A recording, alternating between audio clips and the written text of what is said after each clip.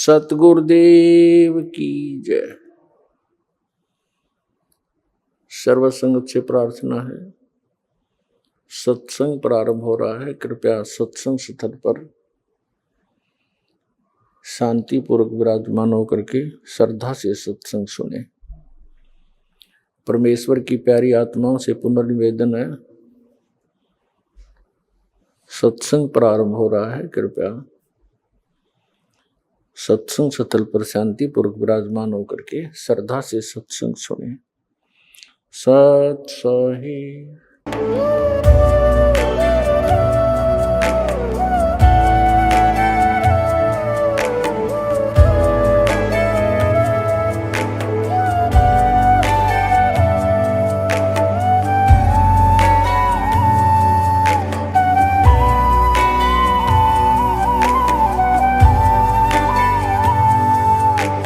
जब लग गुरु मिले न साचा, तब लग गुरु करो 10 पांचा। क्या गुरु बदल सकते हैं? क्या गुरु बदलने से पाप लगता है? आध्यात्म के इस मैदान में आखिर सही गुरु कौन है?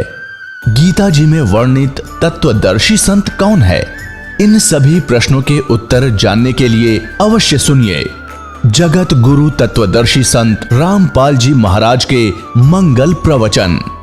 यूं तो भारत में बहुत से त्योहार मनाए जाते हैं जिनका किसी न किसी ऐतिहासिक घटना से नाता होता है, लेकिन आज के इस स्पेशल एपिसोड में हम भारत के सबसे बड़े त्योहार की बात करने वाले हैं, जिसे हम सभी दिवाली या दीपावली के नाम से जानते हैं, जो प्रत्येक वर्ष कार्तिक मास की अमावस्या को मनाया जाता है। इस दौरान लोग माता लक्ष्मी और गणेश जी की पूजा करते हैं, जिससे उन्हें सुख समृद्धि, धन, रिद्धि सिद्धि की प्राप्ति हो सके। वहीं इस पर्व के दौरान बड़े स्तर पर आतिशबाजी भी देखने को मिलती है। वहीं दिवाली के ठीक बाद गोवर्धन पूजा व भाई दूज भी मनाया जाता है। तो आज के इस स्पेशल एपिसोड में हम दिवाली, गोवर्धन पूजा व भाई दूज से जुड़े कुछ प्रश्नों के उत्तर जानने का प्रयास करेंगे।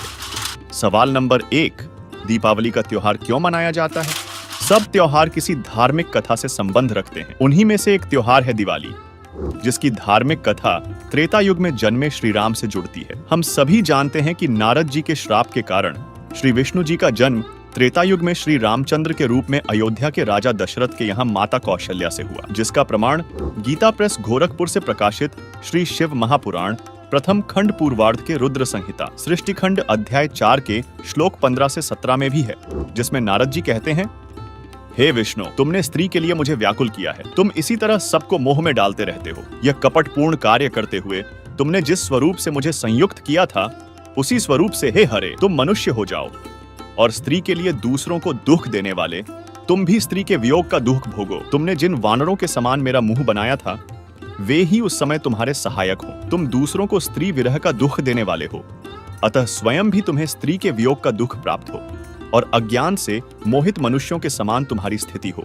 नारद जी के इसी श्रापवश श्री विष्णु जी का श्री राम रूप में जन्म हुआ। जब रामचंद्र युवा हुए तो माता सीता से विवाह हुआ, और फिर विवाह के कुछ दिनों के बाद ही श्री राम और माता सीता को 14 वर्ष का वनवास हुआ। वनवास के दौरान ही रावण ने सीता जी का हरण किया। उसके बाद कार्तिक मास की अमावस्या को भगवान श्री रामचंद्र जी अपनी पत्नी सीता के साथ 14 वर्ष का वनवास काटकर रावण को मारकर सीता को उसकी कैद से छुड़वाकर अयोध्या लौटे थे, जिससे अयोध्या वासियों की प्रसन्नता का ठिकाना नहीं था। अपने प्रिय राजा रानी के आगमन की शुभ सूचना पाकर अयोध्या वासियों ने दीपक जलाकर उस अमावस्या की अंधकारमयी रात्रि को भी जगमग और उज्जवल किया, और श्री राम और माता सीता के आगमन की खुशी मनाई थी। इसी उपलक्ष्य में यह त्योहार हर साल कार्तिक मास की अमावस्या को मनाया जाता है। इस मौके पर लोग इस दिन पटाखे फोड़ते हैं, जिससे ध्वनि प्रदूषण, वायु प्रदूषण फैलता है। कई बच्चों की आंखें खराब हो जाती हैं, कईयों के हाथ खराब हो जाते हैं, कई स्थानों पर आग लग जाती है।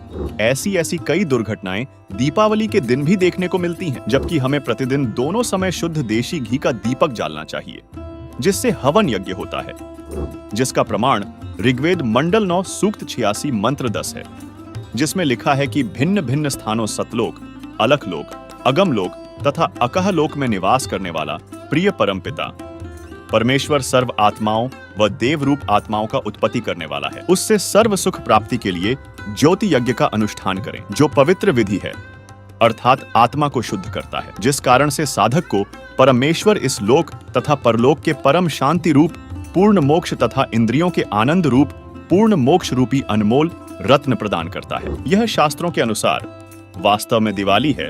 पटाखे फोड़ना या शास्त्र विरुद्ध क्रिया करना दिवाली का बिगड़ा रूप है। सवाल नंबर 2, क्या आप जानते हैं कि अयोध्या वासियों ने 2 वर्ष बाद ही दीपावली के त्योहार को मनाना क्यों बंद कर दिया था? दर्शकों, आपने सही सुना। सत्य तो यही है कि जिस दीपावली को आज लोग प्रमुख त्योहार के रूप में मनाते हैं, उस दीपावली के त्योहार को अयोध्या वासियों द्वारा 2 बार ही मनाया गया था। क्योंकि जब 2 वर्ष के पश्चात धोबी के व्यंग्य के कारण श्री राम ने गर्भवती माता सीता को घर से निकाल दिया, तो अयोध्या वासी इस घटना से इतना दुखी हो गए कि उसके बाद अयोध्या वासियों ने दीपावली का त्योहार मनाना बंद कर दिया था कि जिस देवी के लिए रावण मारा, आज वह फिर कितने रावणों का कष्ट झेलेगी। दीपमाला खुशी का प्रतीक है। जब राजा और रानी भिन्न भिन्न हो गए तो न दीपावली राजा को अच्छी लगे और न प्रजा को, इसलिए दीपावली का पर्व उसी समय से बंद हो गया था। जो 2 वर्ष मनाया था, उसी के आधार से भोली जनता यह पर्व मना रही है, जबकि हमारे पवित्र शास्त्रों में ऐसे किसी भी त्योहार का वर्णन नहीं है।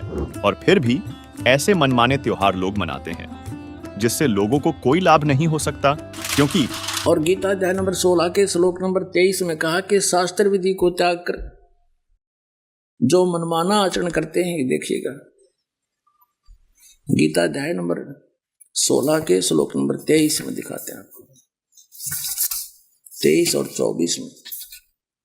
गीता अध्याय नंबर 16 के श्लोक नंबर हम दिखाते हैं आपको 23 में।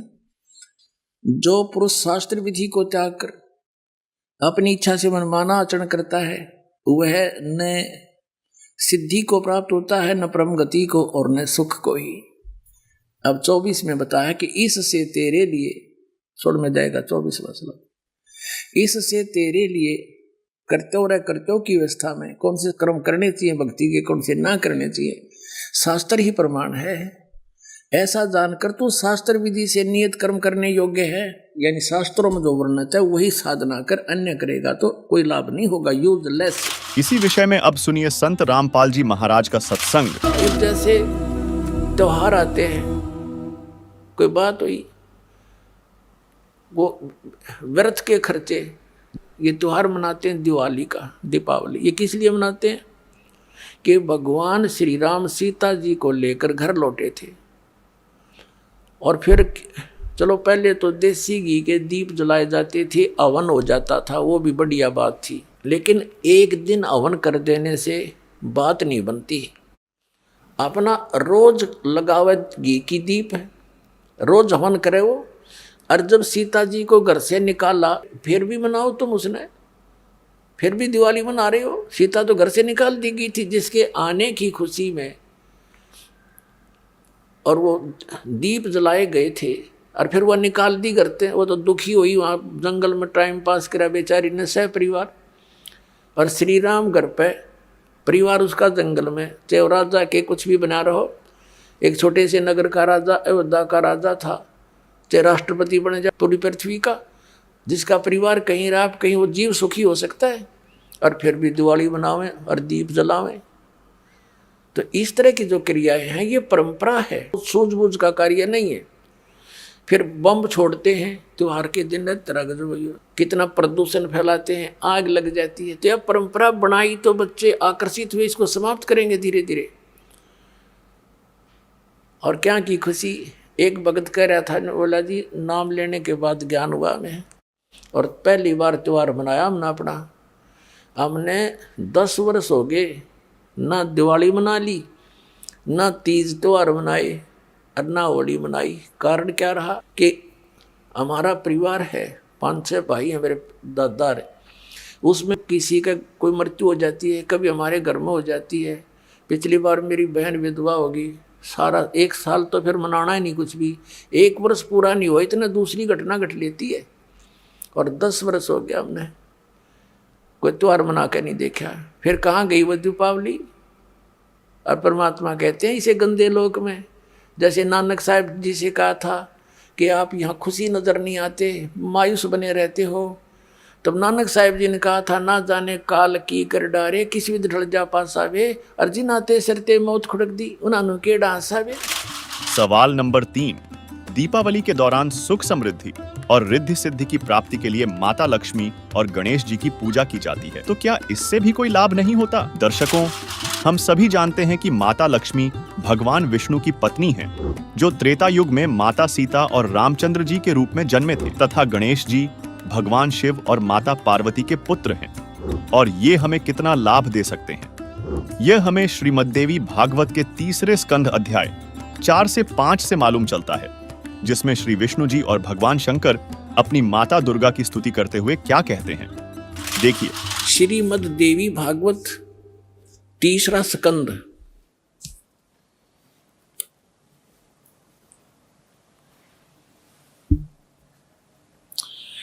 ये गीता प्रेस गोरखपुर से प्रकाशित है, ये देखिएगा।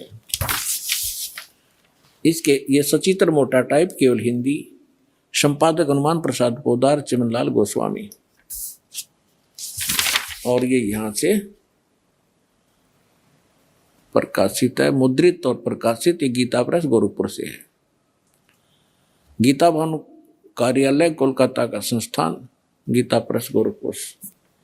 इसके 123 पृष्ठ पर ले चलते हैं आपको, बिल्कुल 2 मिनट में सारी कहानी समझ में आ जाएगी। 123 पृष्ठ पे ये 3 स्कंद। भगवान विष्णु अपनी माता दुर्गा की महिमा स्तुति करते हुए, उनकी स्तुति करते हुए बोल रहे हैं, तुम शुद्ध स्वरूपा हो, यह सारा संसार तुम इसे उद्भासित हो रहा है। मैं ब्रह्मा और शंकर, हम सभी तुम्हारी कृपा से विद्यमान हैं।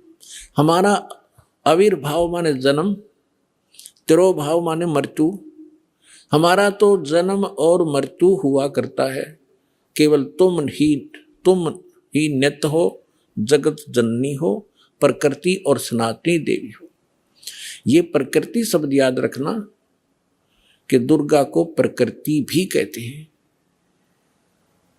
जिस समय दास आपको श्रीमद् भगवत गीता में यह सिद्ध करेगा कि ब्रह्मा विष्णु महेश की उत्पत्ति दुर्गा से हुई है और गीता में वर्णित है, उस समय प्रकृति शब्द आपका काम आओगा कि प्रकृति दुर्गा को कहते हैं। गीता के अंदर 2 प्रकृति बताई है, एक तो जड़ जैसे ये अग्नि वायु हवा आदि, और एक चेतन ये दुर्गा प्रकृति है। तो इसलिए कहते हैं तुम आप ही प्रकृति हो। और फिर भगवान शंकर क्या कहते हैं, देखिएगा।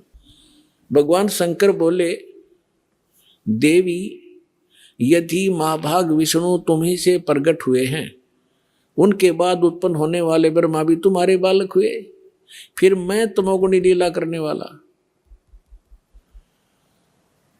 क्या मैं तमोगुणी लीला करने वाला शंकर क्या तुम्हारी संतान नहीं हुआ?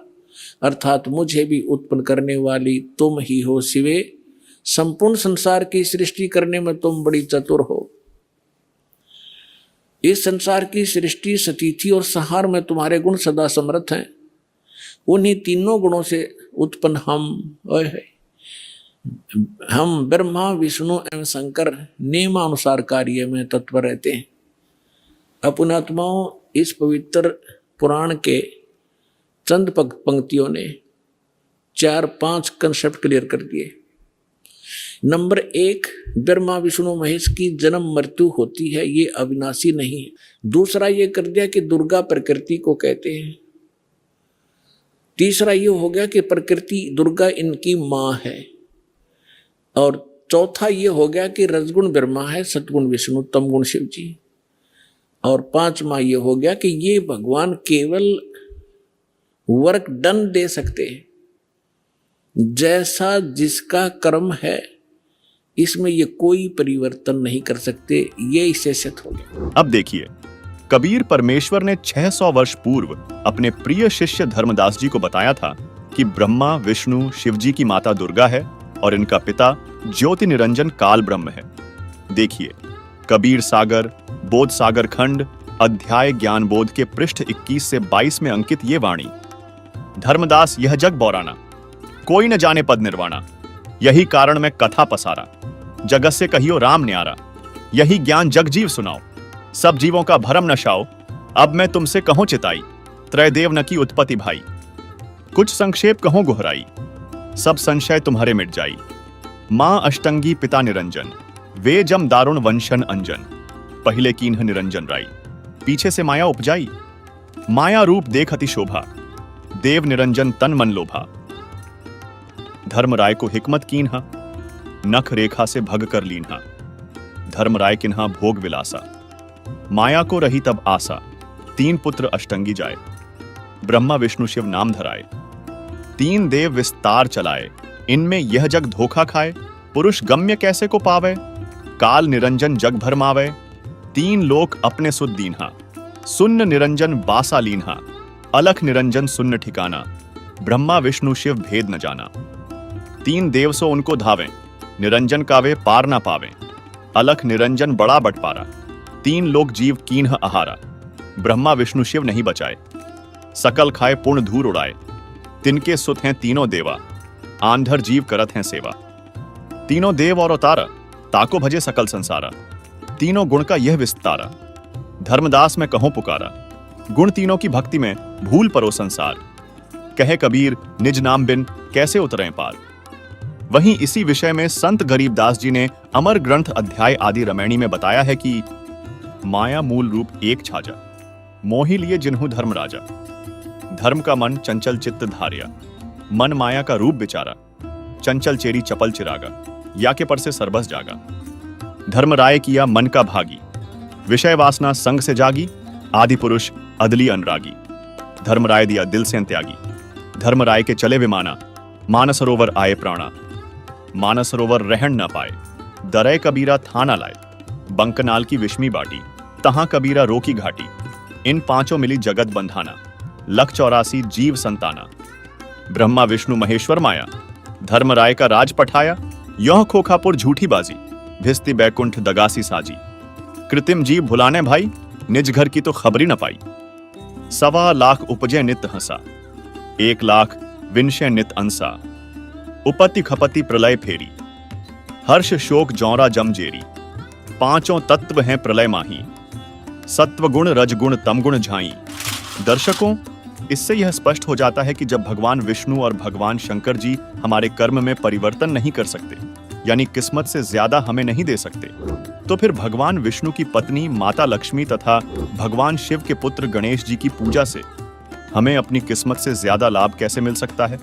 अर्थात इनकी पूजा से भी हमें कर्म फल ही मिलता है। लेकिन सदग्रंथों में एक ऐसी परम शक्ति का वर्णन है जो हमें किस्मत से भी अधिक देता है, इसलिए उसे बंदी छोड़ और पाप नाशक परमात्मा कहा गया है, जिसकी जानकारी आपको इसी वीडियो में आगे जानने को मिलेगी। सवाल नंबर 4, प्रत्येक मनुष्य सुख की तलाश में है और वह सोचता है कि ब्रह्मा विष्णु शिव जी सुखी होंगे और इनकी भक्ति से हमें सुख प्राप्त होगा, इसलिए वे इन देवताओं तथा इनके अवतारों को पूजते हैं। लेकिन क्या ये सुखी हैं? इस विषय में सुनिए संत रामपाल जी महाराज का यह अद्वितीय सत्संग। देखिए, तो हमने अभी तक न तो सत्यनारायण का ज्ञान था और न ही सतलोक का। गीता जी अध्याय नंबर 18 के श्लोक नंबर 62 में कहा कि अर्जुन तू सर्वभाव से उस परमेश्वर की शरण में जा, उसकी कृपा से ही तू परम शांति को और सनातन परम धाम को प्राप्त होगा। उसी परमेश्वर की कृपा से सनातन परम धाम और परम शांति। जब तक जन्म मृत्यु है जीव को शांति नहीं हो सकती, क्योंकि इस पृथ्वी पर आप किसी भी जीव को देख लो, किसी को भी चैन नहीं है। हम राजा लोगों को ये समझते थे ये बड़े सुखी हैं, इन जैसा दुखी धरती पर इंसान नहीं, ये सत्कर मान लें। अब इनके बस की बात नहीं, ये राज ना करें क्योंकि इनके भाग में लिख रखा है, इसकी इनकी किस्मत है, पिछले पुण्य है। उन पुण्यों के प्रतिफल में उनको ये समस्या मिली हुई है। देखो, एक छोटे से परिवार का एक मुखिया होता है जिसमें 5-7 सदस्य होते हैं। उनकी व्यवस्था में वो कितना दुखी रहता है। किसी कोई बीमार हो गया, किसी के कपड़े लेने हैं, किसी की फीस भरनी है, फिर विवाह के योग्य होगे, विवाह ना हुआ तो चिंता होगी, तो फिर आगे मनमाने और समस्या, पुत्र ना हुए उनका तो समस्या। तो कहने का भाव यह है, वो एक ही छोटे से परिवार के पोषण में रात को भी सपने में भी दुखी रहता है, और राजा तो एक बहुत बड़े क्षेत्र का मुखिया बन जाता है, पिता बन जाता है। राजा प्रजा का पिता होता है, और उसको कितनी चिंता रहती है, कहीं फ्लड आ गया है तो राजा को धक्कदेसी होगी कि दुर्घटना होगी तो उसी को समस्या होती है, कहीं कुछ बनाना है, कहीं कोई अशांति फैल गई है, कोई एमएलए खिसकन की सोच रहा है तो नींद आवा नहीं। तो यहाँ कहते हैं परमात्मा के यहाँ शांति नहीं किसी प्राणी को। राजा लोग निर्धन तो सोचता है धनवान सुखी, धनवान सोचते हैं कि राजा सुखी। राजा सोचता है कि भाई स्वर्ग में बताओ सुख तो वहां होगा, ये सत्कर मान लेना आप। इन राजा लोगों को सुख नाम की चीज नहीं है, सपने में भी नहीं सुख इनको। और फिर ये सोचते हैं स्वर्ग में सुख है। जिन बकवादों को हम सुख मानते हैं वो सुख नहीं है। परमात्मा कहते हैं झूठे सुख को सुख कहे ये मान रहा मनमोद, ये सकल जबीना काल का कुछ मुख में कुछ कोट।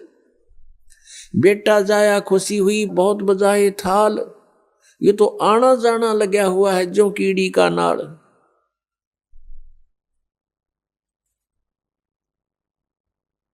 अब राजा सोचते हैं कि स्वर्ग में सुख होगा। अब स्वर्ग के देवता जो उनकी दुर्गति, उनके इतिहास पढ़कर देखो पुराणों में, कभी असुर और देवताओं का और असुरों का युद्ध हो गया, राक्षसों का। कभी देवता हार गए, कभी असुर हार गए। इंद्र जो स्वर्ग का राजा होता है गद्दी छोड़ भाग गया, असुरों ने कब्जा कर लिया स्वर्ग पर।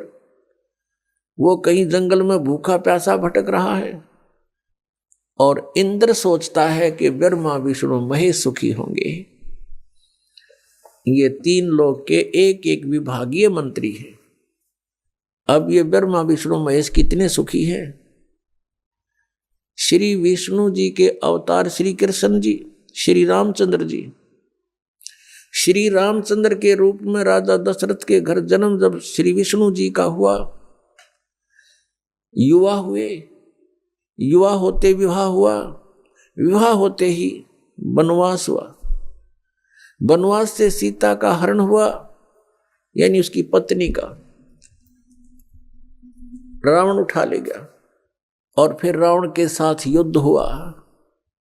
पुण्यात्माओं करोड़ों व्यक्ति मारे गए वहां पर। तब सीता की वापसी हुई। वापसी आने पर बड़ी खुशी बनाई, नगरी में दीप जलाए गए घी के। सीता के वापस, श्री राम के वापस आने पर, सीता लौटा लाने पर, और कुछ दिनों के बाद सीता जी का निष्कासन कर दिया श्री रामचंद्र जी ने स्वयं ही। किस बात पर के एक धोबी ने व्यंग कस दिया, वो अपनी पत्नी को धमका रहा था रात्रि के समय। वो किसी उस आपस में कहा सुनी होने से उस धोबी की पत्नी घर से बाहर चली गई थी कहीं अपने रिश्तेदारी में। फिर वो वापस लेकर आया तो उसको धमका रहा था कि मैं तुझे घर नहीं रखूंगा, तू 3 दिन कहाँ रही, मैं दशरथ के पुत्र जैसा नहीं हूं जो वहां पर 12 वर्ष तक रावण के पास रही, उसको फिर घर ले आया। उधर से श्री रामचंद्र जी राजा थे अयोध्या के। पहले राजा लोग अपनी प्रजा के दुख सुखों को स्वयं ही जाना करते थे, रात्रि के अंदर वेश बदल कर घूमा करते थे।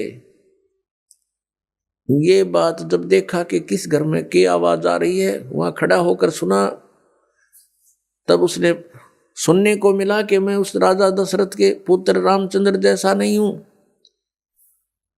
जो रावण के पास उसकी पत्नी रही और उसको घर में रखे हुए है, तो सुबह निकल जाना यहां से। इस बात को सुनकर ही श्री रामचंद्र जी ने सीता जी को निष्कासित कर दिया, निकाल दिया घर से, कि नगरी के लोग मेरे ऊपर व्यंग कस रहे हैं और मैं ये बात नहीं सुन सकता। पुण्यात्माओं, जब सीता जी को रामचंद्र जी लाने लगे रावण का वध करके लंका का राज्य विभीषण को देकर, तब श्री रामचंद्र जी ने कहा था कि मैं तेरी परीक्षा लूंगा और यदि परीक्षा में सफल होगी तो मैं ले चलूंगा, नहीं तो नहीं ले चलूंगा।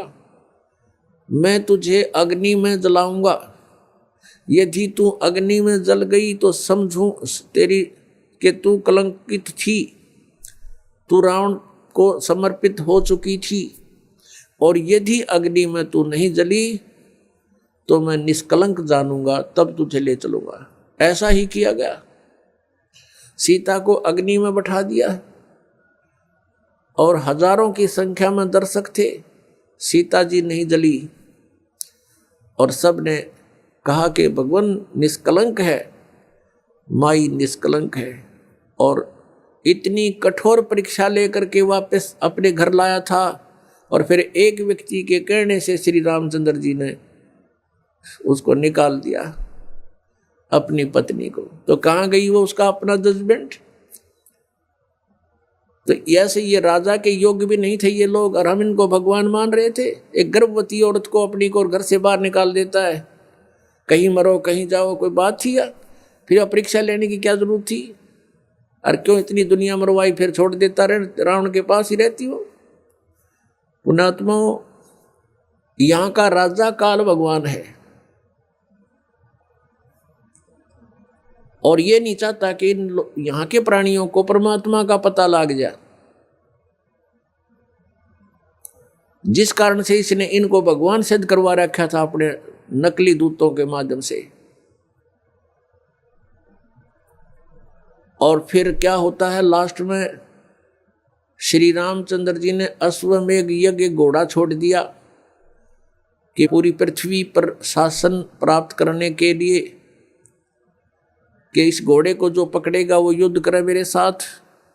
वो घोड़ा उन्हीं के पुत्रों ने, जो सीता जी ने बाहर जाके जन्म दिया था ऋषि वाल्मीकि की कुटिया में, एक पुत्र गर्भ में था, दूसरा फिर वाल्मीकि जी की मिसअंडरस्टैंडिंग के कारण एक घास से, यानी कुसा से, या घास होती है डाब, इससे एक लड़का बनाया था। ये अलग कहानी है, फिर बताएंगे। तो लव और कुश नाम से प्रसिद्ध हुए। लव तो सीता के गर्भ से जन्म हुआ था और कुश को वाल्मीकि जी ने अपनी भक्ति शक्ति से उसको बनाया था। लव और कुश युवा थे, उन्होंने वो श्री रामचंद्र जी का घोड़ा पकड़ लिया। फिर उनका पिता पुत्रों का युद्ध हुआ तो दोनों ने छक्के छुड़ा दिए राम के, और सीता जी फिर भी उनके हाथ नहीं आई और वो पृथ्वी के अंदर समा गई। और श्री रामचंद्र जी ने आकर के सरयू नदी के अंदर, अयोध्या के साथ से बह रही एक सरयू दरिया, उसमें जल समाधि ले ली इसी दुख में। अब श्री कृष्ण जी का इतिहास देख लो। श्री विष्णु जी अवतार, श्री कृष्ण जी श्री राम वाली, श्री रामचंद्र जी के जीवन वाला भोग भोग के वो प्राणी श्री कृष्ण रूप में फिर जन्म हुआ। सारा जीवन दुखी रहा श्री कृष्ण, सारा जीवन जेल में जन्म हुआ, माता पिता कैद में, कभी मामा शत्रु हो गया, कभी पूतना मारने जा रही है, कभी केसी, कभी चाणोर शत्रु हो गया, कभी जरासिंह लड़ने को आ रहा है, कभी शिशुपाल से युद्ध हो रहा है, कवासुनी हो रही है, और कभी फिर कल्यवन आ रहा है। इस दुख में श्री कृष्ण जी ने मथुरा का त्याग कर दिया और ऐसे स्थान पर रहने लगे जहां कोई ना पहुंच सके, समझदार व्यक्ति यही सोचते हैं राड से बाढ़ अच्छी होती है, झगड़े से बचाव अच्छा होता है। श्री कृष्ण जी उन सबको भी मार सकते थे, क्योंकि वो त्रिलोक के में एक विभागीय मंत्री है, एक विशेष शक्ति होती है प्राणी में, वो उनके अंदर शक्ति थी।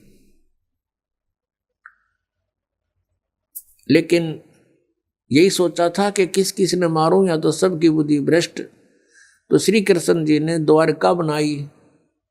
समुद्र के बीच में एक टापू था जिसका केवल एक गेट था, द्वारिका, एक द्वार की नगरी।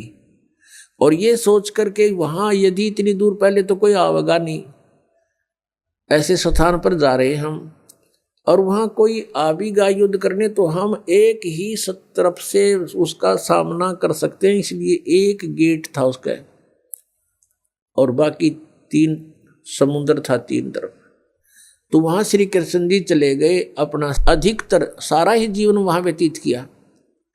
यहाँ तो ज़्यादा से ज़्यादा 18 साल के 20 वर्ष के तक यहाँ रहे थे, और बाकी फिर लगभग 200 वर्ष तक जिए थे श्री कृष्ण जी, और बाकी का समय द्वारका में व्यतीत किया था उन्होंने। तो अब ये जो लोग अनजान संत ऋषि, ये गुरु नकली हमें भ्रमित करते हैं कि द्वारका का उस गोवर्धन की परिक्रमा करनी चाहिए और वृंदावन अवश्य जाना चाहिए, मथुरा में अवश्य जाना चाहिए, वहाँ हमारे भगवान ने लीला की है, उनके चरण कमल टिके हैं, वहाँ घूमा करते थे, स्नान किया करते थे। अरे श्री कृष्ण जी यहाँ तक 20 वर्ष रहे थे मथुरा में, बाकी 180 साल तो वहाँ रहे हैं द्वारका में, और वहाँ का नामो निशान मिट गया उस द्वारका को। इसलिए वहाँ खत्म की द्वारका, समुद्र में डूब गई श्री कृष्ण जी की मृत्यु के बाद, और यादों का विनाश हो गया था, आपस में लड़के मर गए थे, और जो बाकी शेष औरतें बची थी उनको अर्जुन ले आया था, सब खाली हो गई थी द्वारका। उसके बाद वो समुद्र ने डबो दी थी, अंदर चली गई। कारण यही था कि भगवान ने सोचा कि यहाँ आएंगे फिर ये धक्के खान द्वारका में इतनी दूर, इसलिए उसका नामो निशान मिटवा दिया था। अगर आज द्वारका होती तो ये नकली कहते द्वारका में भगवान रहे थे, वहाँ जाया करो, वहाँ बहुत पुण्य होता है। उस द्वारका में तो सत्यानाश होया था, सारे यादव कटका मर गए थे वहाँ पर। आज भी जाते हैं वहाँ बहुत से श्रद्धालु। तो कहने का भाव यह है कि जब तक आत्मज्ञान बिना नर भटके, इस तत्व ज्ञान बिना नर भटके, कदे मथुरा कदे काशी। फिर श्री कृष्ण जी का फिर कैसे अंत हुआ? श्री कृष्ण जी के सामने पूरा यादव कुल आपस में लड़का मर गया, पोते पड़पोते रिश्तेदार सब आपस में कटका मर गए। और वो सारा सांग देख कर, वो सारा अनर्थ देख कर जब श्री कृष्ण जी की मृत्यु हुई, एक परिवार के सामने एक आधे की मृत्यु हो जाती है, उसका कलेजा फट जाता है, रो रो के पागल हो जाता है इंसान। तो पुण्यात्माओं, आज तक हमें सत्यनारायण कथा नहीं मिली थी, और ये सत्य कथा है। सत्यनारायण का अर्थ है सच्चा भगवान, और सच्चे भगवान की सच्ची कहानी, सच्ची कथाएं। तो प्रसंग चल रहा है कि परमात्मा ने बताया कि तुम जब तक जन्म और मृत्यु के अंदर हो, सुख नहीं हो सकता, शांति नहीं हो सकती। अब इंद्र सोचता है ब्रह्मा विष्णु महेश सुखी होंगे। अब इन ब्रह्मा विष्णु महेश की आप देख रहे हो, श्री राम की, श्री विष्णु जी की, श्री कृष्ण जी की कैसे दुर्गति हुई। श्री कृष्ण यानी ब्रह्मा विष्णु महेश सोचते हैं कि परमात्मा कोई और है, हम सुखी नहीं हैं। अब प्रसंग चल रहा है कि सत्यनारायण कथा जो है, सत्यनारायण का अर्थ है अविनाशी परमात्मा। ब्रह्मा विष्णु महेश ये सत्यनारायण नहीं है। श्री विष्णु जी को हम सत्यनारायण जानकर किसकी कथा सुना और सुनाया करते थे, सुनते और सुनाते थे। आपको दिखाते हैं कि श्री ब्रह्मा जी, श्री विष्णु जी, श्री शिव जी ये सत्यनारायण नहीं थे, अविनाशी भगवान नहीं थे, ये नाशवान थे, इनकी जन्म मृत्यु होती थी। श्रीमद् देवी भागवत के तीसरे स्कंध अध्याय 4 से 5 को, जिसमें श्री विष्णु जी अपनी माता दुर्गा की स्तुति करते हुए कहते हैं, तुम शुद्ध स्वरूपा हो, यह सारा संसार तुम्ही से उद्भासित हो रहा है।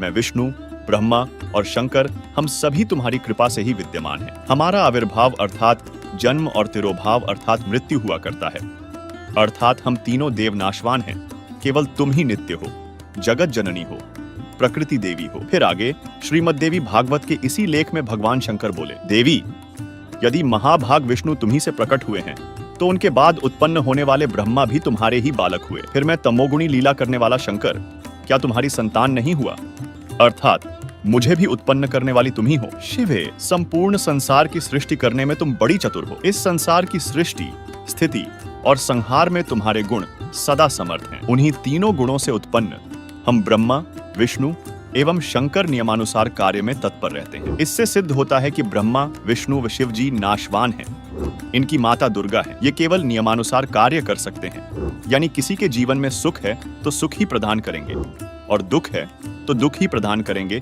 उसमें कोई परिवर्तन नहीं कर सकते। महाभारत का युद्ध हुआ, श्री कृष्ण जी ने बहुत कोशिश की, यानी विष्णु जी ने, कि ये युद्ध ना हो।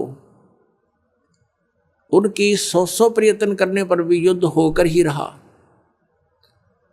तो जो क्रियावान कर्म थे वह भी ना बचे, उनको भी नहीं चेंज कर सके। नीत कितना अनर्थ हुआ, करोड़ों व्यक्ति मारे गए। वो सारा पाप पांडवों के सिर पर रखा गया और प्रारब्ध के कर्म को ये अपना भी नहीं काट सकते। प्रारब्ध तो दूसरों का नहीं कैसे काटेंगे। जैसे श्री राम रूप में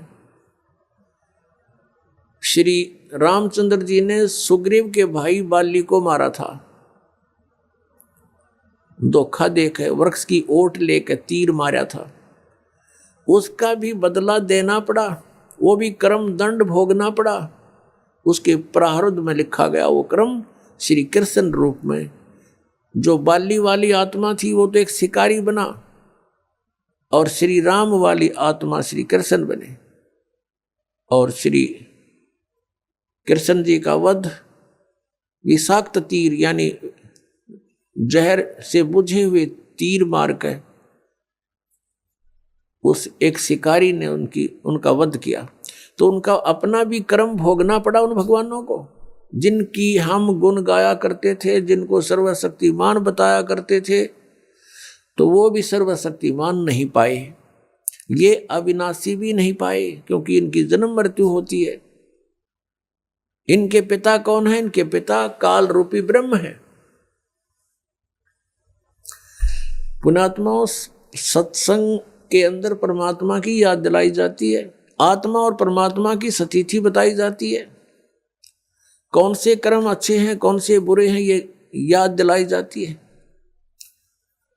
और आपको जो मिशन से जुड़ता है, जो भगवान चाहता है, उसको स्ट्रिक्टली कहा जाता है कि ये पाप नहीं करोगे, ऐसा नहीं करोगे तो तुम सफल होगे, सच्चाई है ये।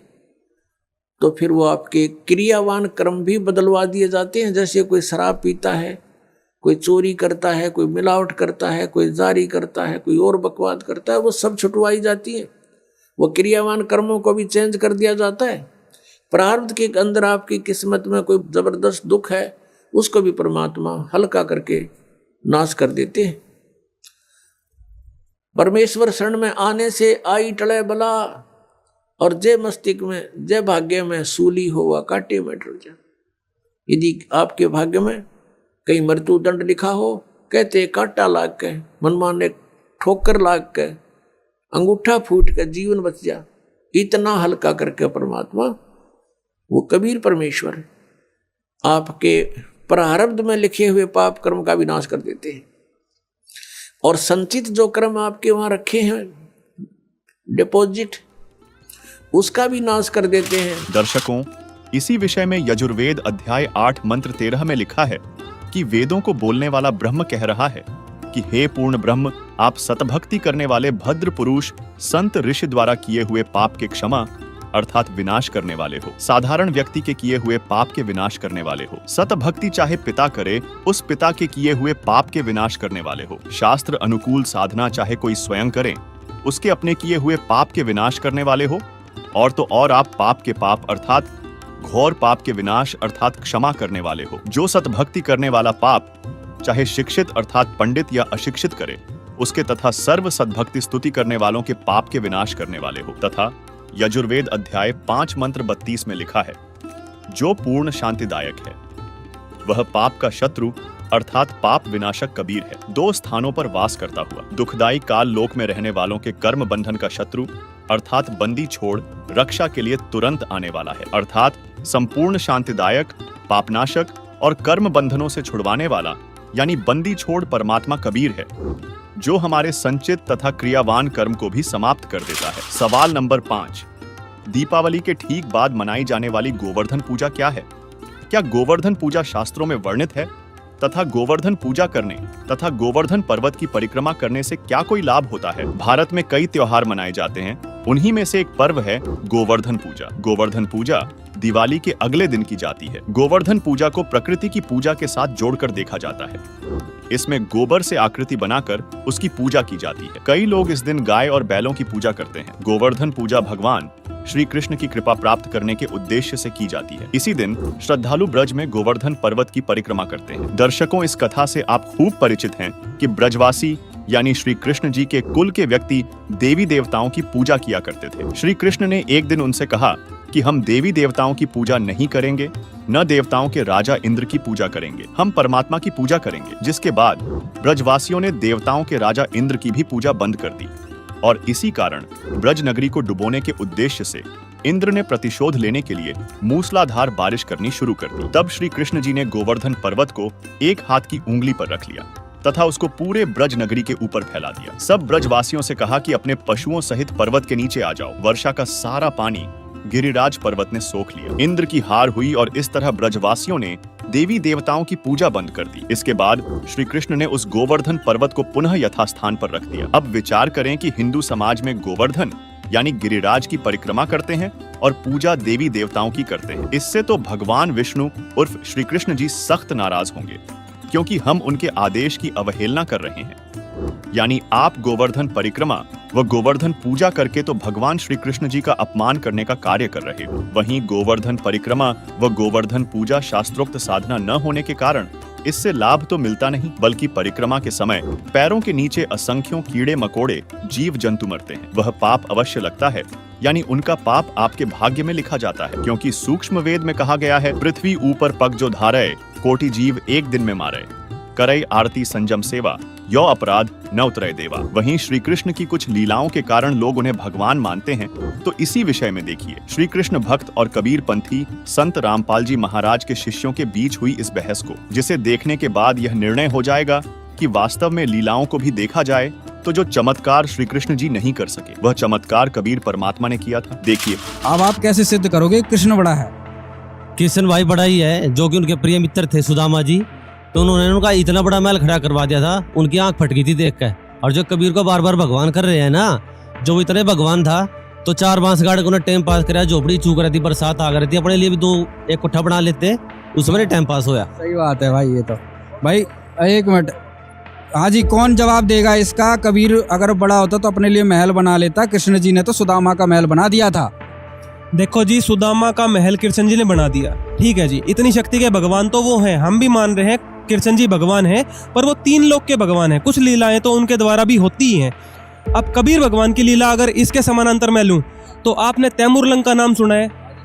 तैमूरलंग वो राजा, मतलब पहले एक गरीब आदमी था, उनके घर रोटी तक नहीं होती थी, और कबीर परमात्मा ने ऐसी लीला करी, वो आपको सूक्ष्म वेद में सारा प्रमाण मिलेगा, कबीर जी की लीलाओं में मिलेगा कि कबीर साहब ने ऐसी लीला करी, उनके वहां जाके सिर्फ 1 रोटी खाई थी, 1 जल का लोटा पिया था, और उनको 7 पीढ़ी का राज दिया। आज भी भारत में प्रमाण है, वहां तैमूरलंग का पोता बाबर आके भारत में राज शुरू किया, 7 पीढ़ी तक, औरंगजेब तक उनका राज भारत में रहा, वो कबीर साहब ने दिया था, ये प्रमाणित लिखा हुआ है जी। बिल्कुल परमात्मा कहते हैं, रोटी तैमूरलंग को देनी और ताते 7 बादशाही लेनी, तो कबीर परमात्मा को 1 रोटी खिला के और उन्होंने 7 बादशाही का राज दिया, 7 पीढ़ी का, औरंगजेब तक इनका राज रहा है। और फिर कबीर परमात्मा ने कहा था आपका राज जो है खंड हो जाएगा। औरंगजेब के बाद राज भी खंड हो गया, आप देख लो। तो जी कृष्ण जी का सुदामा का महल तो सबने देखा, और 7 पीढ़ी का राज जो कबीर भगवान ने दिया, ये है समर्थ की पावर। बोलो कबीर भगवान की जय। भाई इतिहास प्रमाण है, इन्होंने जो कहा है कि भाई एक मिनट सवाल क्लियर होने दो।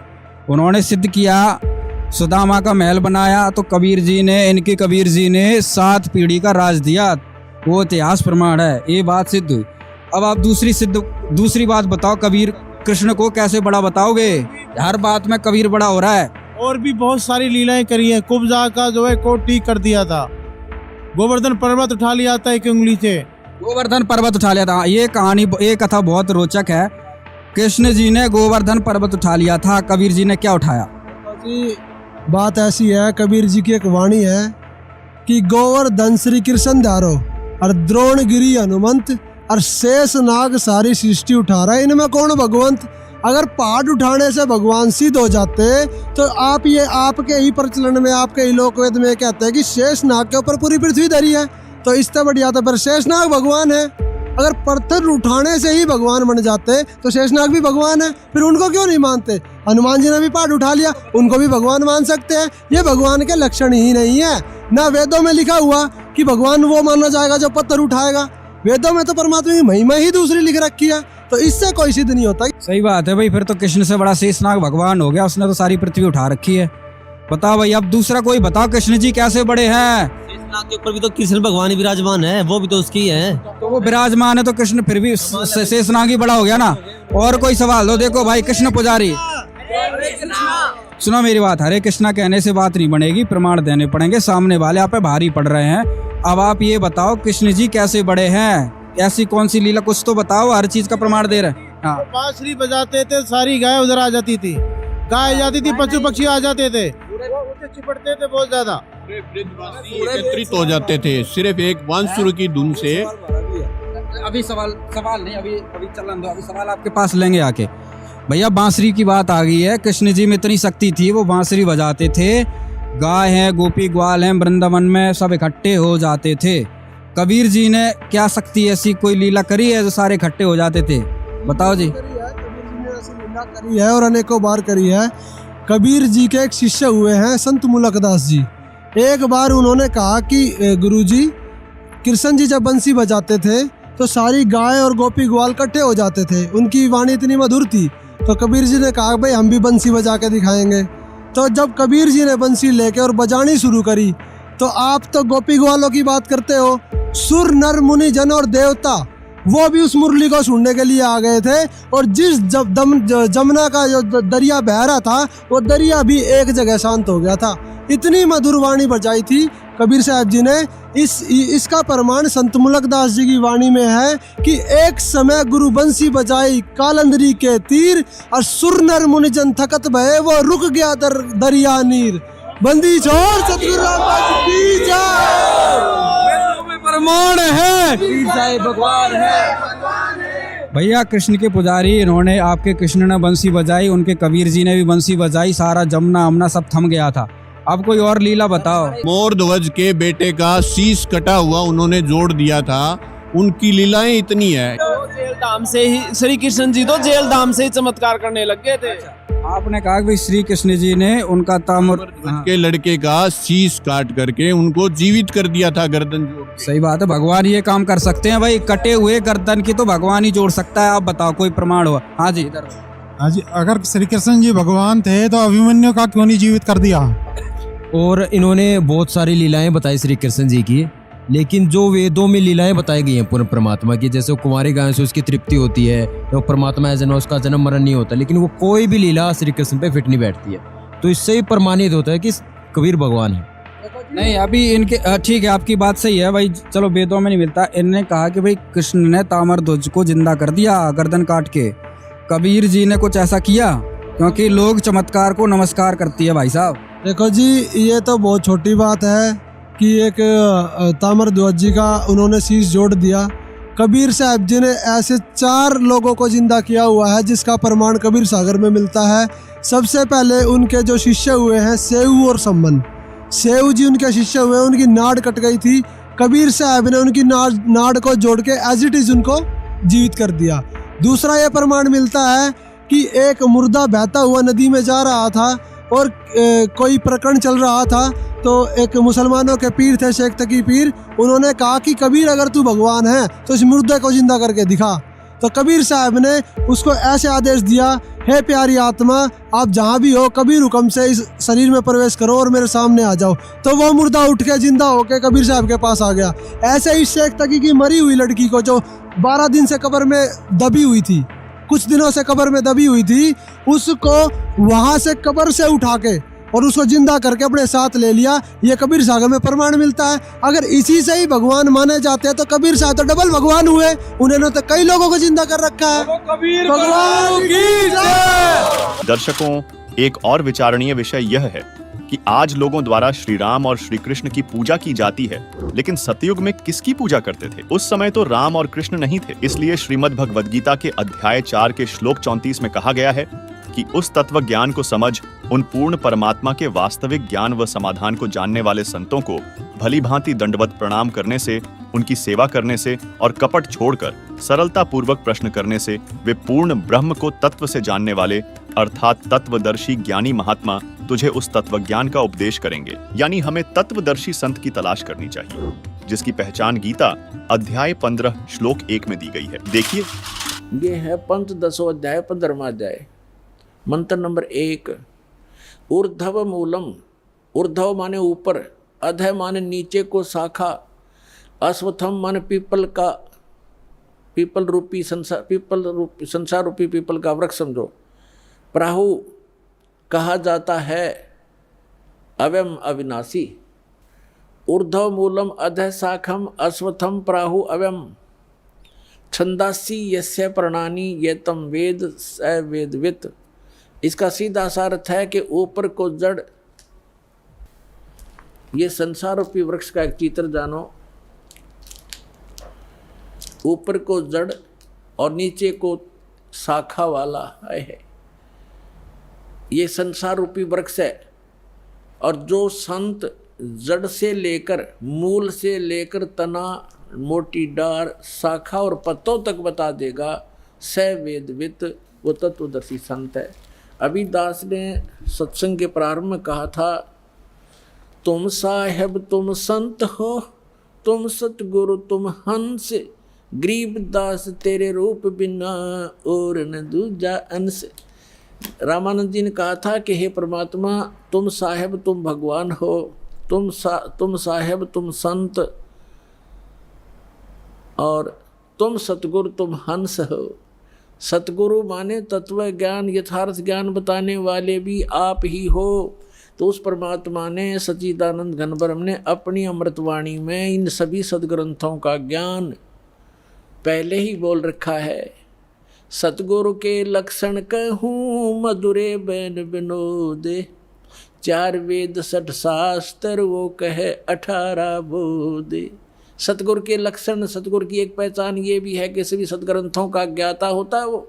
तो वो परमात्मा स्वयं ही थे। 600 वर्ष पहले कहा था, अक्षर पुरुष एक पेड़ है निरंजन, सर पुरुष वाकी डारे, तीनों देवा शाखा हैं ये पात रूप संसारे। खुद भगवान ने अपने द्वारा रची सृष्टि को आप ही बताया था कि अक्षर पुरुष एक पेड़ है। अभी दास ने बताया था गीता अध्याय नंबर 15 के श्लोक 16 और 17 में 3 पुरुष हैं, सर पुरुष, अक्षर पुरुष और परम अक्षर पुरुष। तो यहाँ परमात्मा ने अक्षर पुरुष से शुरू किया, क्योंकि जो मूल मालिक है वो परम अक्षर ब्रह्म है। वो तो जड़ है संसार रूपी वृक्ष की, वो गुप्त होता है। जड़ें हिडन होती हैं, पृथ्वी में छुपी रहती हैं और सब काम वहीं से हो रहा है। तो ऐसे वो परमात्मा तो प्रोक्ष है, गुप्त है। उसने, परमात्मा ने अपने को छोड़कर इस सेंटेंस, इस वाणी में अक्षर पुरुष, ज्योति निरंजन सर पुरुष और तीनों देवता रजगुण ब्रह्मा सतगुण विष्णु तमगुण शिव जी और पत्तों की जानकारी इस वाणी में दिया। क्या कहा है कबीर? अक्षर पुरुष एक पेड़ है। ये देखो, अक्षर पुरुष एक पेड़ है, सर पुरुष कहो इसको, निरंजन कहो, सर पुरुष वहाँ की डार और तीनों देवा शाखा है पात रूप संसार। तो वो परमात्मा सतगुरु थे और खुद वो सत्ता ज्ञान देने के लिए आते ही आते हैं, ये वेद बताते हैं। अब उन्होंने क्या बताया है देखिएगा, परमात्मा ने यहाँ से स्टार्ट किया है, अपने को छुपा कर कहा है। अक्षर पुरुष एक पेड़ है, जो जमीन से बाहर दिखाई देता है वो सारा वृक्ष कहलाता है। अक्षर पुरुष एक पेड़ है, ये तना, ये अक्षर पुरुष समझो, और सरपुरुष वा की डार, ये मोटी डार, और तीनों देवा शाखा हैं, पाते रूप संसारे। अब यहाँ परमात्मा ने स्पष्ट कर दिया, अपने को छुपा दिया कि अक्सर वो मूल मालिक तो है ही, वो दास भेज दिया ये बताने के लिए कि वो जड़ कौन है, वो परम अक्षर ब्रह्म है। ये देखिएगा इस चित्र के अंदर ये लिखा है स्पष्ट, ये देखो, ये मूल है, पूर्ण ब्रह्म कहो, परमेश्वर कहो, और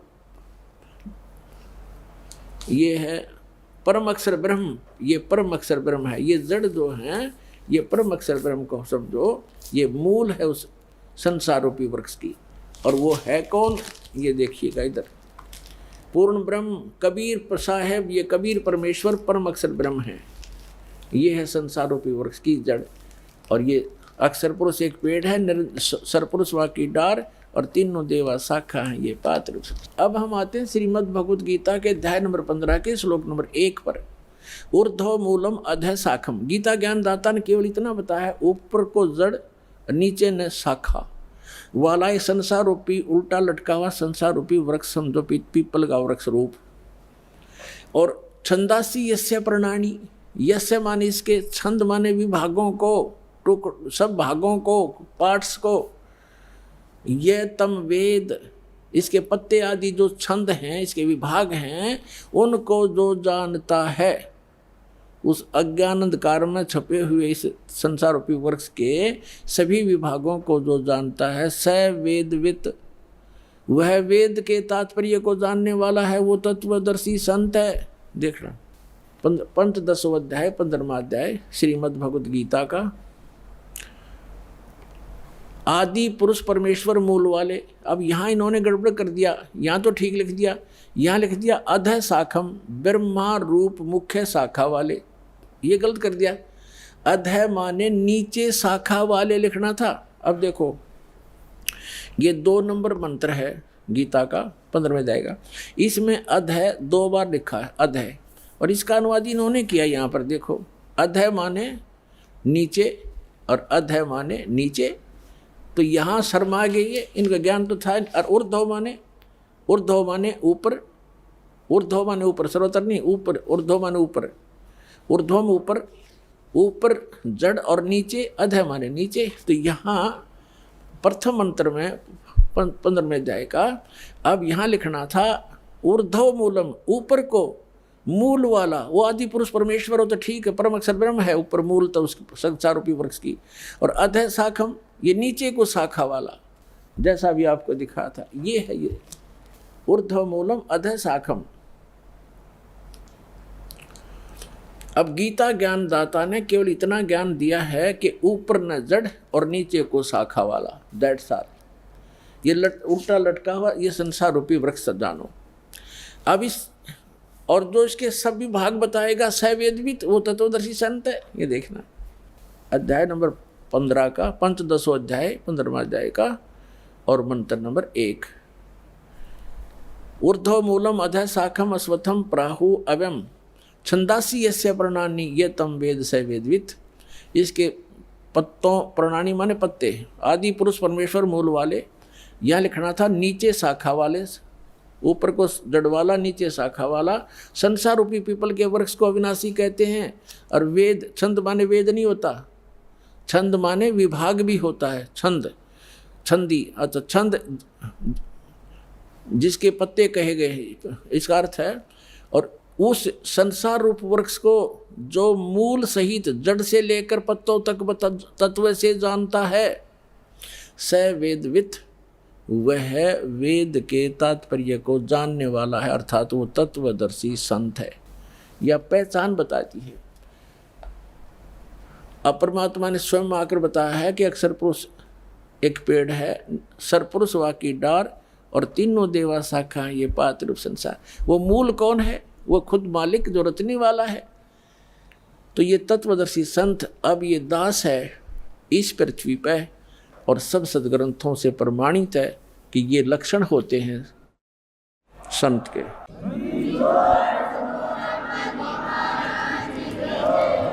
सवाल नंबर 6। दीपावली के दूसरे दिन भाई दूज यानी भाई दूज मनाने से बहन और भाई की रक्षा हो सकती है। दर्शकों, दिवाली के 2 दिन बाद भाई दूज मनाया जाता है। इस दौरान बहन अपने भाई के माथे पर कुमकुम का तिलक लगाकर उसकी आरती उतारती है, जो कि रक्षाबंधन की तरह ही है, जिसका उद्देश्य यही है कि भाई अपनी बहन की रक्षा करने का वचन देता है।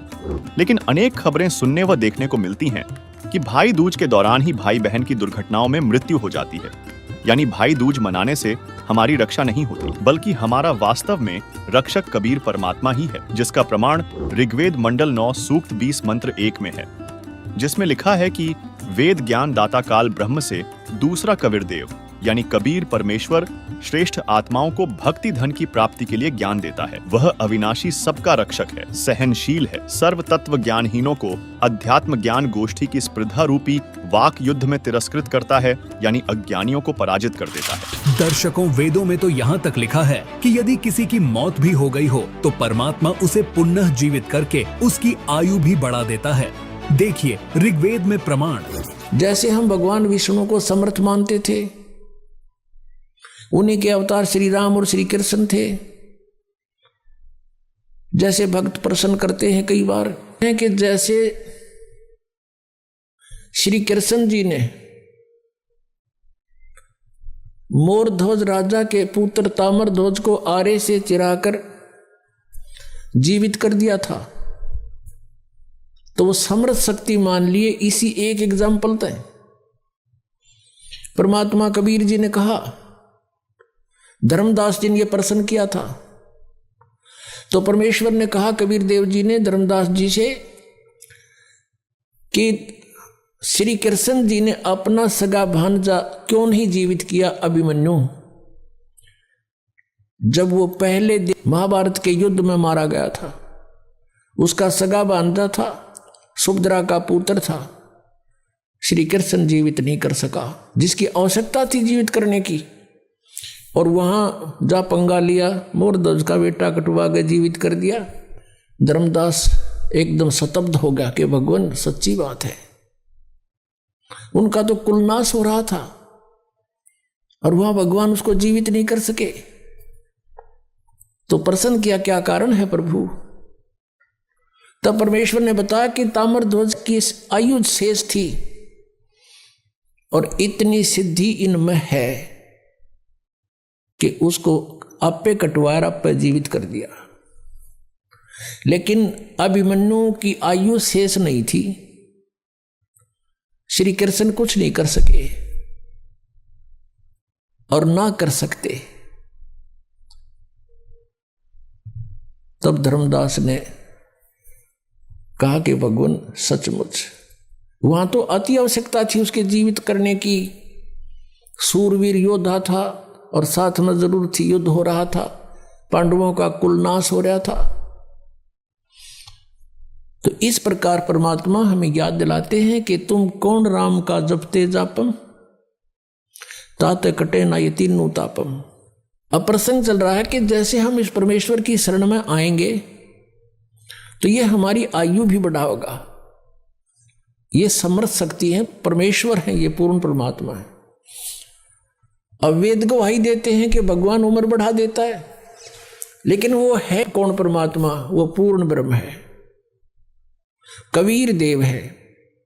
आपको थोड़ा सा यहां दिखाते हैं कि समर्थ शक्ति। देखो, सुनी सुनाई बातें तो हमने बहुत सुन रखी है, दंत कथाएं सुन रखी है। जब तक आप आंखों नहीं देख लोगे प्रमाणों को, आपको विश्वास नहीं हो सकता। क्योंकि हमने वेदों की आड़ में जो भी वक्ता होते थे, पुराणों का, वेदों का और गीता जी का रेफरेंस देकर सत्संग किया करते थे। और हम ये सोचा करते थे कि संस्कृत के विद्वान हैं, संस्कृत साथ बोल रहे हैं, इन्होंने सदग्रंथों को सही जाना होगा। और ये कहा करते थे कि जो प्रारब्ध है वो तो भोगना ही पड़ेगा, जिसकी आयु जहां समाप्त होगी वो तो होगी ही होगी, इसका कोई विकल्प नहीं। और परमात्मा की महिमा गुणों में लिखा है कि परमात्मा हमारी आयु बढ़ा सकता है, हमारे जीवन में आने वाले संकटों का नाश कर सकता है। वो कर कैसे सकता है? जो उसकी साधना सत्य हो, शास्त्र अनुकूल हो, तब उनको सब राहत मिलती है। परमात्मा हमारी आयु भी बढ़ा सकते हैं, आपको वेदों में दिखाते हैं। क्योंकि शिक्षा का हमें एक लाभ है तो यही है कि हम सदग्रंथों को स्वयं समझ सकते हैं। और जब तक हम नहीं समझेंगे, कोई भी हमें बढ़ा दे, कुछ भी कह दे, हम उससे की मान लेंगे। जिस कारण से आज तक हम यह भटक रहे हैं, अरे नकली संतों के पीछे लटक रहे हैं। ये देखिएगा, ये है ऋग्वेद, आपको दिखाते हैं ये कहाँ से प्रकाशित है। सर्वदेशिक आर्य प्रतिनिधि सभा, महर्षि दानंद भवन, रामलीला मैदान, नई दिल्ली से। उनके फोन और फैक्स नंबर ये है। ये मुद्रक है Prince offset printers, 1510 Padauti house, Daryaganj, Nai Delhi से। ऋग्वेद मंडल नंबर 10, सूक्त 161 161 और मंत्र नंबर 2 में, यदि रोगी नष्ट जीवन शक्ति वाला हो, यानी जिसका जीवन नष्ट होने वाला हो गया है, यदि अथवा सीमा से परे चला गया है, यदि मृत्यु के समीप पहुंच गया ही है, तो भी उस रोगी को, ये देखिए ना, दयानंद के भक्ता ने मैं वैद लिख दिया यहाँ पर, क्योंकि दयानंद ये मानता था भगवान कुछ नहीं कर सकता, ना रोग काट सकता, ना उम्र बढ़ा सकता, इसलिए यहां लिख दिया मैं वैद। कष्टप्रद रोग के पंजे से छुड़वा लाता हूं और 100 शरद ऋतुओं तक जीने, यानी 100 वर्ष तक के लिए इसको बलयुक्त करता हूं। अब यहां जो इन्होंने जानबूझ कर बकवाद करी, इस मूल पाठ में इसमें वेद का जिक्र नहीं, क्योंकि वेद कोई मेडिसिन की बुक नहीं है, ये भगवान की जानकारी महिमा है इसके अंदर। अब यहां तो ये लिख दिया, फिर परमात्मा कहते हैं चोर चोरावे तुंबड़ी, वो गाड्डे पानी में, वो गाड्डे हुआ ऊपर आओ ना, सच्चाई छानी ना है। लेकिन कहीं ना कहीं परमात्मा ने इनकी आंखें बंद कर ही दी, जहां इन्होंने सच्चाई लिख दी, ना चाहते हुए भी लिख दी। भगवान ने लिखवा दिए तो क्या लिखे थे, ये देखना। ऋग्वेद मंडल नंबर 9, सूक्त 80 और मंत्र नंबर इसका भी 2। हे परमात्मन, आप उपासकों की आयु के बढ़ाने वाले हैं। या भूल गए वैद लिखना। देखा परमात्मा के चोर चोरावे तुमड़ी गाड्डा पानी में, वो गाड्डा हुआ ऊपर आओ ना, सच्चाई छानी ना। दर्शकों, इससे स्पष्ट होता है कि हमारा वास्तविक रक्षक कबीर परमात्मा है। दर्शकों, आपने आज के इस एपिसोड में देखा कि दीपावली, गोवर्धन पूजा व भाई दूज मनाना शास्त्रों के विरुद्ध मनमाना आचरण है तथा इन त्योहारों से जुड़ी भगवान रामचंद्र, माता सीता तथा श्री कृष्ण से जुड़ी कुछ सत्य घटना से भी आप अवगत हुए, जिससे स्पष्ट हुआ कि इन त्योहारों को मनाने से न तो सुख समृद्धि मिल सकती और न ही हमारी रक्षा हो सकती, बल्कि हमारा असली रक्षक, पापनाशक, कर्म बंधनों से छुड़वाने वाला वह शांतिदायक कबीर परमात्मा है, जो हमें सुख समृद्धि के साथ साथ मोक्ष भी प्रदान कर सकता है, जिसकी यथार्थ भक्ति जानने के लिए संत रामपाल जी महाराज यूट्यूब चैनल अवश्य देखें। आइए अब हम उन श्रद्धालुओं के अनुभव जानते हैं जो जगत गुरु तत्वदर्शी संत रामपाल जी महाराज जी से दीक्षा प्राप्त कर चुके हैं तथा उनके द्वारा बताए गए भक्ति मार्ग पर चल रहे हैं। की राह पर चलना कठिन होता है, लेकिन एक सच्चे संत के मार्गदर्शन में यह यात्रा न केवल सरल हो जाती है, बल्कि जीवन को एक नया अर्थ भी दे देती है। दर्शकों, आज हम आपके समक्ष एक ऐसी कहानी प्रस्तुत कर रहे हैं जो दर्शाती है कि कैसे एक सच्चे संत की शरण में आने से जीवन में परिवर्तन आ सकता है। यह कहानी है उत्तर प्रदेश के जालौन निवासी श्री कालका प्रसाद जी की, जो पहले कई बुरी आदतों और अंधविश्वासों से ग्रस्त थे। लेकिन जैसे ही इन्होंने संत रामपाल जी महाराज का सत्संग सुना, इनकी आंखें खुल गईं। इन्हें समझ आया कि वे कितने गलत रास्ते पर चल रहे थे।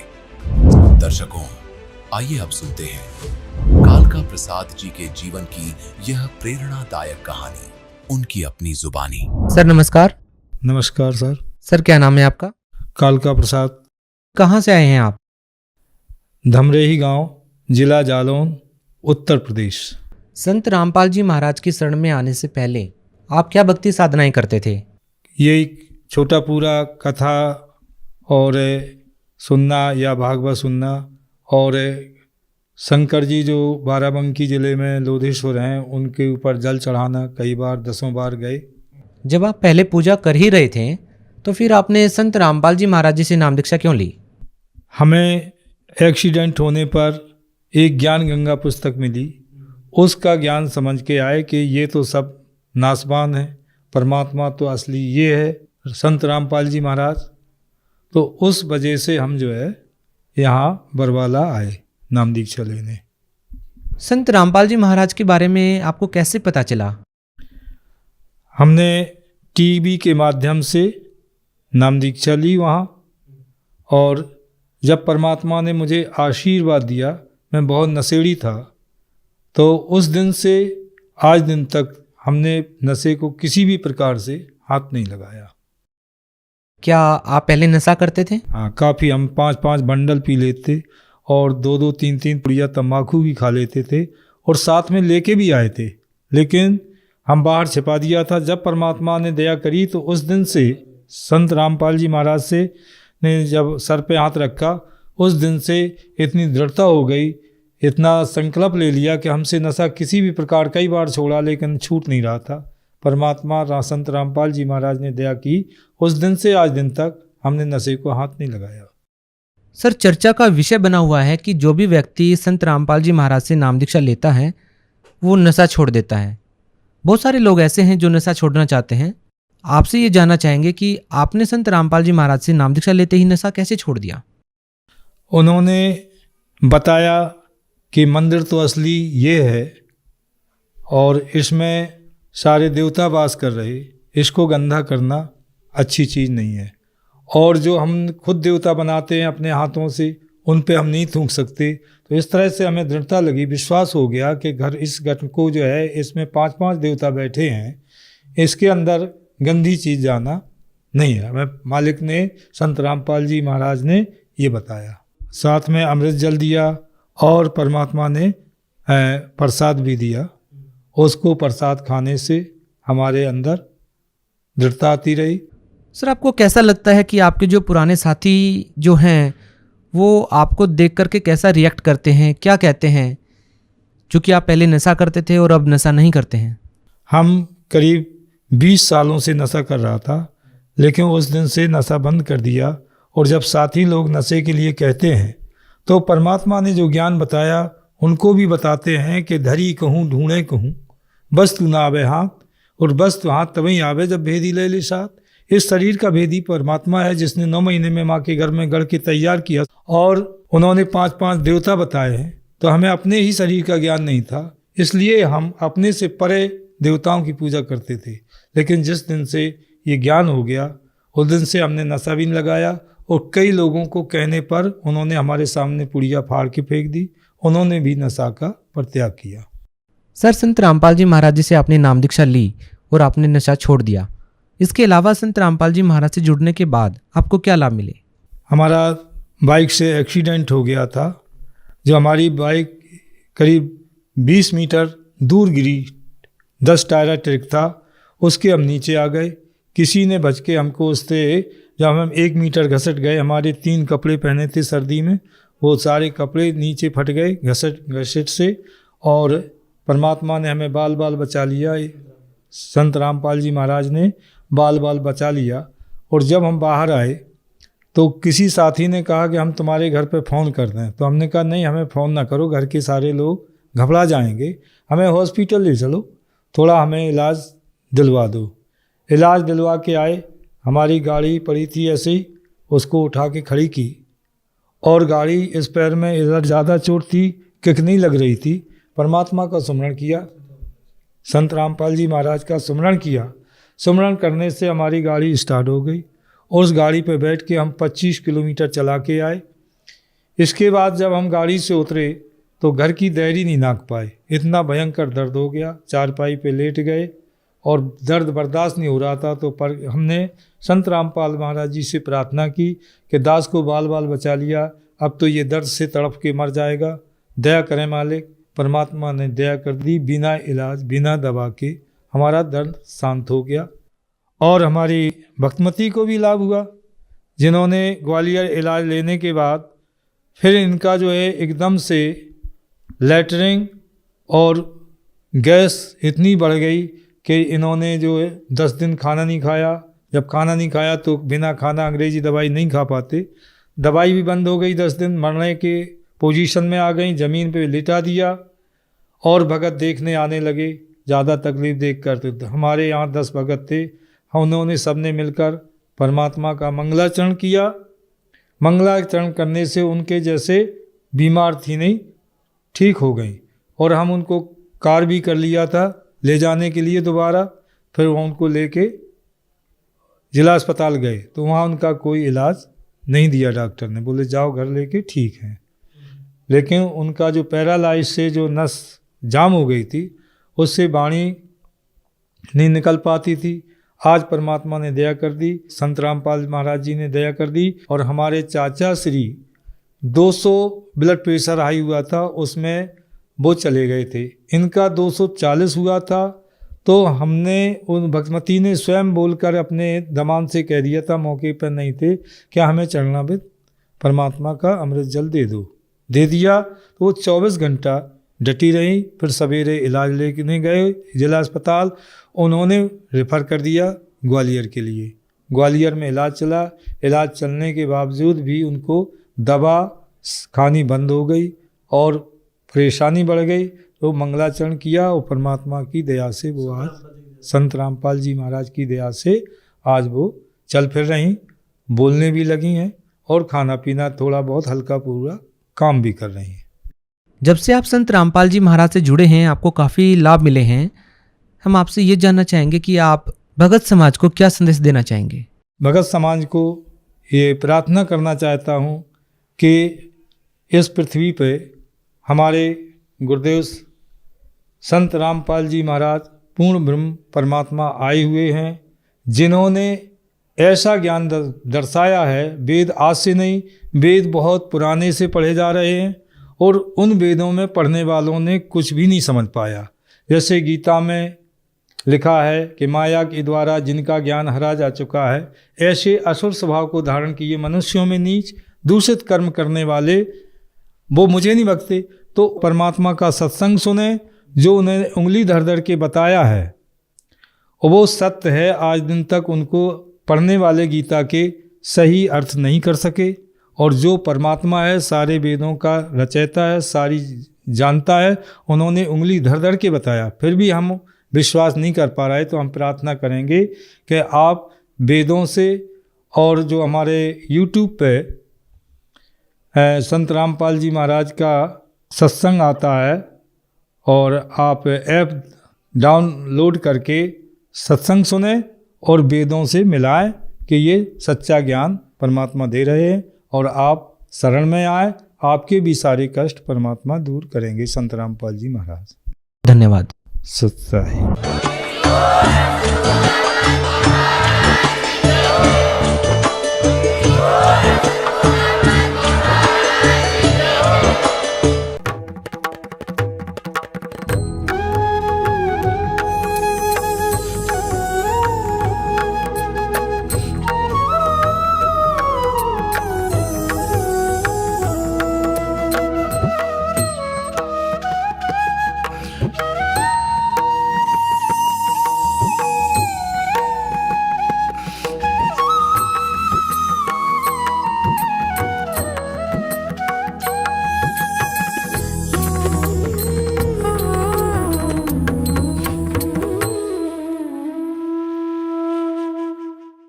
सुन रहे थे जगत गुरु तत्वदर्शी संत रामपाल जी महाराज जी के मंगल प्रवचन। अधिक जानकारी के लिए विजिट कीजिए हमारी वेबसाइट www.jagatgururampalji.org। संत रामपाल जी महाराज जी के शुभ आशीर्वाद से पूरे विश्व भर में 500 से भी ज्यादा नाम दीक्षा केंद्र हैं, जिन पर संत रामपाल जी महाराज जी द्वारा ऑनलाइन निशुल्क नाम दीक्षा दी जा रही है। अपने नजदीकी नाम दीक्षा केंद्र का पता करने के लिए संपर्क करें 8222880541।